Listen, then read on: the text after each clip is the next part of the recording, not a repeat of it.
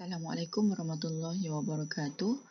Untuk kelas hari ini, kita masuk kepada Kimia Tingkatan 4, tema 3, interaksi antara jirim, bab 7, kadar tindak balas, 7.4, teori pelanggaran, standard pembelajaran murid boleh, 7.4.1, menghuraikan teori pelanggaran, 7.4.2, menjelaskan dengan contoh tenaga pengaktifan. Teori kinetik jirim. Jirim terdiri daripada zarah yang halus dan diskrit yang sentiasa bergerak, iaitu bergetar pada kedudukan tetap dalam pepejal dan bergerak secara bebas dalam keadaan cecair dan gas. Zarah-zarah berlanggar antara satu sama lain. Semasa zarah-zarah berlanggar, pemindahan tenaga berlaku. Zarah yang bergerak cepat memindahkan sedikit tenaga kepada zarah yang bergerak perlahan dan meningkatkan tenaga kinetiknya. Proses ini berulang dengan zarah-zarah yang lain. Maka zarah-zarah tidak mempunyai tenaga kinetik yang sama dan sentiasa berubah. Teori pelanggaran. Teori pelanggaran menerangkan bagaimana zarah bahan tindak balas berinteraksi menyebabkan tindak balas berlaku dan hasil tindak balas terbentuk. Menurut teori pelanggaran, zarah bahan tindak balas mesti berlanggar antara satu sama lain untuk tindak balas berlaku. Kadar tindak balas berlaku kepada frekuensi pelanggaran berkesan. Bukan semua pelanggaran antara zarah bahan tindak balas akan menyebabkan tindak balas berlaku dan membentuk hasil tindak balas. Hanya pelanggaran berkesan yang menyebabkan tindak balas berlaku. Bagi menghasilkan pelanggaran berkesan, zarah bahan tindak balas mesti mempunyai tenaga yang sama dengan atau melebihi tenaga pengaktifan dan berlenggar pada orientasi yang betul. Tenaga pengaktifan. Zarah bahan tindak balas perlu mempunyai tenaga yang mencukupi untuk memulakan tindak balas. Tenaga pengaktifan diperlukan untuk memulakan tindak balas. Tenaga pengaktifan adalah seperti halangan tenaga yang perlu diatasi sebelum tindak balas bermula. Gambar foto 7.8 menunjukkan analogi halangan tersebut. Tenaga yang diperlukan oleh seekor kuda untuk melepasi halangan sama dengan tenaga pengaktifan yang diperlukan oleh zarah untuk memulakan tindak balas. Tenaga pengaktifan. Zarah bahan tindak balas perlu mencapai tenaga minimum yang dikenali sebagai tenaga pengaktifan supaya dapat memecahkan ikatan dalam zarah bahan tindak balas dan dapat membentuk ikatan baharu dalam hasil tindak balas. Tindak balas berlainan mempunyai tenaga pengaktifan berlainan. Tenaga pengaktifan diwakili dengan simbol EA. Dalam gambar rajah profil tenaga, tenaga pengaktifan menunjukkan perbezaan tenaga dari paras tenaga bahan tindak balas dengan tenaga di puncak lengkung graf. Gambar rajah profil tenaga bagi tindak balas eksotermik dapat dilihat di sini dalam gambar. Dalam tindak balas eksotermik, jumlah tenaga bahan tindak balas adalah melebihi. Bahan tindak balas adalah melebihi jumlah tenaga hasil tindak balas. Manakala dalam tindak balas endotermik, jumlah tenaga hasil tindak balas melebihi jumlah tenaga bahan tindak balas. Jadi tenaga pengaktifan itu dikira sebagai puncak lengkung ini dengan bahan tindak balas. Di sini puncak lengkung dengan bahan tindak balas. Orientasi pelanggaran. Zarah bahan tindak balas perlu berada pada orientasi tertentu untuk menghasilkan pelanggaran berkesan. Rajah 7.21 menunjukkan pelanggaran antara zarah bahan tindak balas pada orientasi yang betul bagi membolehkan ikatan lama dipecahkan dan ikatan baharu terbentuk. Jadi boleh nampak dekat sini zarah yang warna hijau ni dengan zarah yang warna merah ni, dia mengalami orientasi yang betul. Okey, maksudnya dia berlanggar antara sendiri. Okey, maka yang membolehkan ikatan lama dipecahkan dan ikatan baharu terbentuk.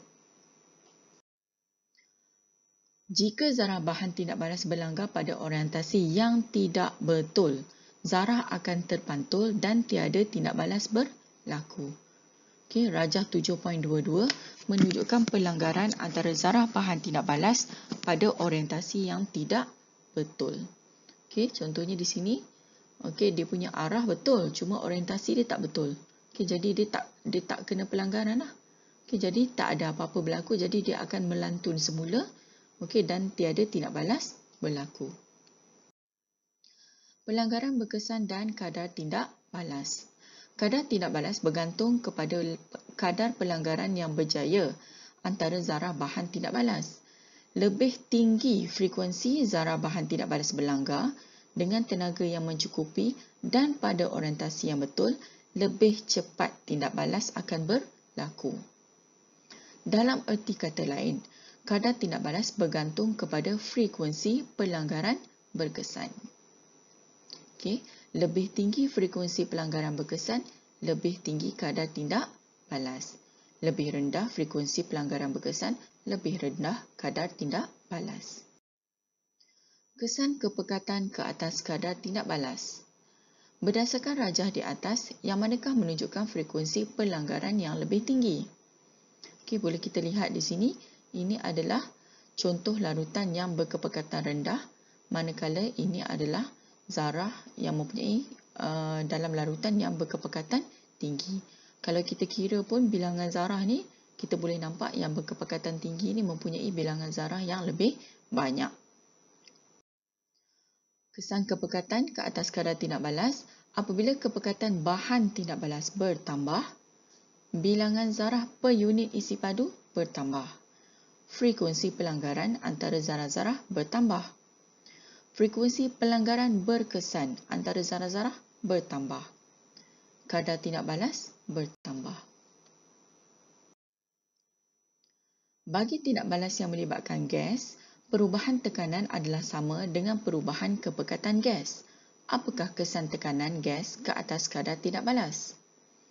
Apabila tekanan gas bertambah, bilangan zarah gas per unit isi padu bertambah, frekuensi pelanggaran antara zarah-zarah bertambah, frekuensi pelanggaran berkesan antara zarah-zarah bertambah, dan kadar tindak balas bertambah. Berikutnya, kita masuk kepada kesan saiz bahan tindak balas ke atas kadar tindak balas. Apabila ketulan pepejal bahan tindak balas dipecahkan menjadi cebisan kecil, jumlah isi padu bahan tindak balas kekal sama. Jumlah luas permukaan bahan tindak balas akan bertambah. Rajah di bawah menerangkan kesan saiz bahan tindak balas ke atas kadar tindak balas. Okey, kita boleh nampak dekat sini, ini adalah ketulan pepejal bahan tindak balas. Okey, dipecahkan menjadi cebisan kecil pepejal bahan tindak balas. Okey, hanya zarah di luar pepejal bahan tindak balas yang berwarna merah jambu dapat berlanggar dengan zarah bahan tindak balas berwarna hijau. Okey, jadi selepas dia dipecahkan kepada yang lebih kecil, okey, luas permukaan terdedah bertambah, membolehkan lebih banyak zarah berwarna merah jambu dapat berlanggar dengan zarah berwarna hijau. Apabila jumlah luas permukaan bahan tindak balas bertambah atau saiz bahan tindak balas semakin kecil, jumlah luas permukaan terdedah kepada pelanggaran bertambah, frekuensi pelanggaran antara zarah-zarah bertambah, frekuensi pelanggaran berkesan antara zarah-zarah bertambah, kadar tindak balas bertambah. Kita masuk pula kepada kesan suhu ke atas kadar tindak balas. Pertambahan suhu dapat meningkatkan kadar tindak balas. Fenomena ini diterangkan seperti rajah di bawah. Okey, kita boleh nampak dekat sini. Okey, suhu rendah dan juga suhu tinggi. Pelajar boleh nampak garisan yang warna biru ni. Kita boleh nampak daripada situlah kita menunjukkan bahawa yang suhu tinggi ni dia bergerak dengan lebih cepat.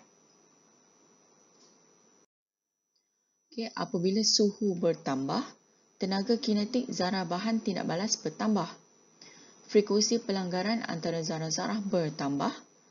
Frekuensi pelanggaran berkesan antara zarah-zarah bertambah. Kadar tindak balas bertambah. Kita masuk pula kepada kesan mangkin ke atas kadar tindak balas. Mangkin terlibat dalam tindak balas, tetapi mangkin tidak berubah secara kimia pada akhir tindak balas.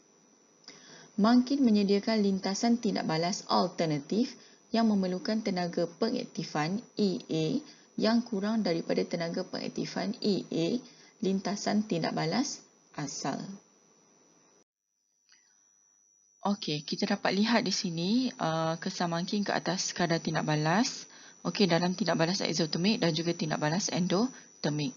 Okey, di sini kita dapat perhatikan okey, tenaga pengaktifan tanpa mangkin adalah garisan yang berwarna biru.